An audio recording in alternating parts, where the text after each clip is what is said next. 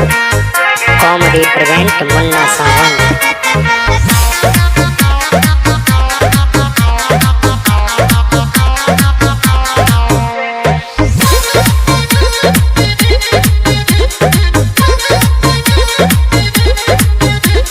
Social media पर छइले बा भौजी तोहर लइका बनैले बा एकदम ना बताई माइके। सोशल मीडिया पर छइले बा भौजी तोहर लइका बनैले बा खाली घूमे ले होने रे छटुओ। अरे करी माई के वाला ही तो दिन भटकेंगे टेंगे कैले रहता ना मनबो मन। तो जब से भइल बा वायरल भौजी के लइका बोले ला खाली टेंगे टेंगे टेंगे टेंगे टेंगे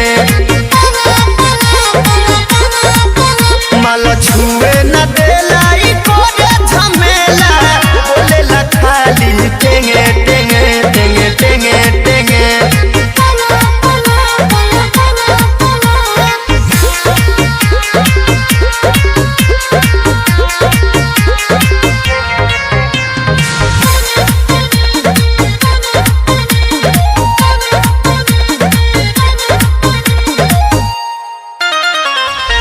हमारा से लागे सुनल चाहता के गहारी भौजी के चोरा के बंद कइले बाके बारी।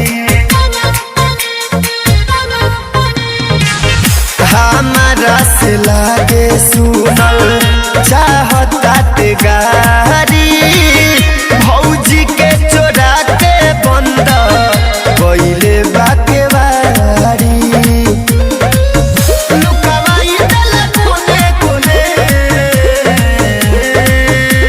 दिखाओ तनी भौजी के। अरे अरे तहरी माई को ना चुप रहो बोलबो टेटे। तो जब से भइल बा वायरल भौजी के लइका बोले ला खाली टेंगे टेंगे टेंगे टेंगे टेंगे माल छुए न देला ई कोरे झमेला बोले ला खाली टेंगे टेंगे टेंगे टेंगे टेंगे टेंगे टेंगे टेंगे टेंगे।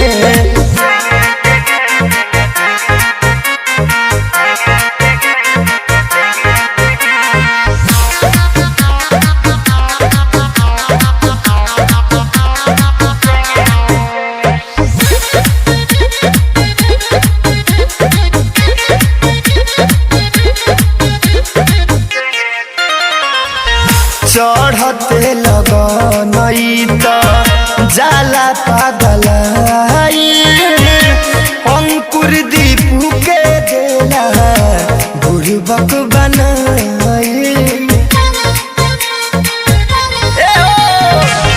चढ़ते लगनई तो जाला पागलाई अंकुर दीपू के देला बुढ़बक बनाई। खोजे गोलू के जेने तेने एकदम पगला गइल बा। अरे धर रहूंगा मार करी मार। तो जब से भइल बा